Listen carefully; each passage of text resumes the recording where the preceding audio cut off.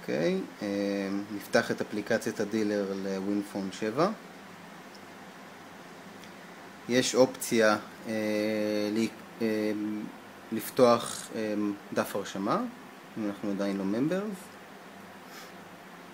להירשם כביזנס או קונסומר, אנחנו ניכנס עם יוזר שכבר רשום, זה היוזר שלי.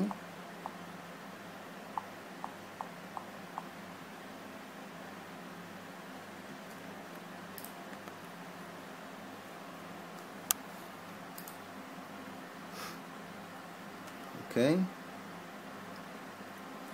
נפתחו דילים, הדילים האדומים זה דילים שהם בחוץ, הדילים בכחול הם דילים שהם אינדור.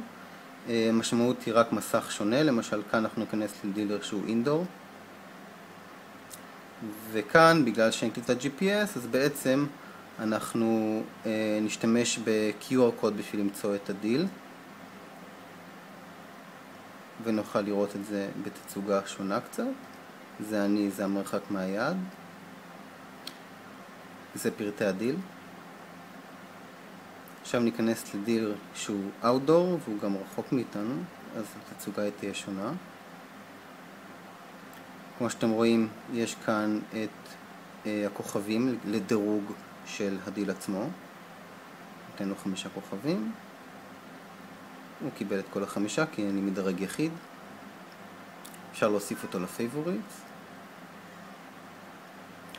אפשר לחשב מסלול. יש חישוב מסלול, הוא פשוט קצר, הנה. בבקשה. מראה את המרחק ואת זמן הגעה. אפשר להוסיף אותו לפייבוריט והתווסף כאן לרשימה.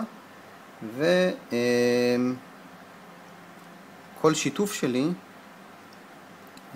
ברשתות החברתיות או במייל, אני אקבל בעצם את הרייטס הבאים, שהם מזכים אותי גם בהנחה על דילים. את זה נשיג על ידי שיתוף דיל. עכשיו נשתף את הדיל הזה, נשתף אותו בפייסבוק. זהו, אני משתף אותו. עכשיו נוכל לראות בפייסבוק, נצלם כאן. בבקשה. הנה קיבלתי דיל חדש. כן. יש כאן כמה ניסיונות. נחזור לכאן. עכשיו נוכל גם לראות באפליקציה לפייסבוק שתעלה, עכשיו זה אתר בפני עצמו, בעצם את מספר הנקודות שלי ובעצם את כל זאת טבלת המובילים בעצם. זהו, זה הכל.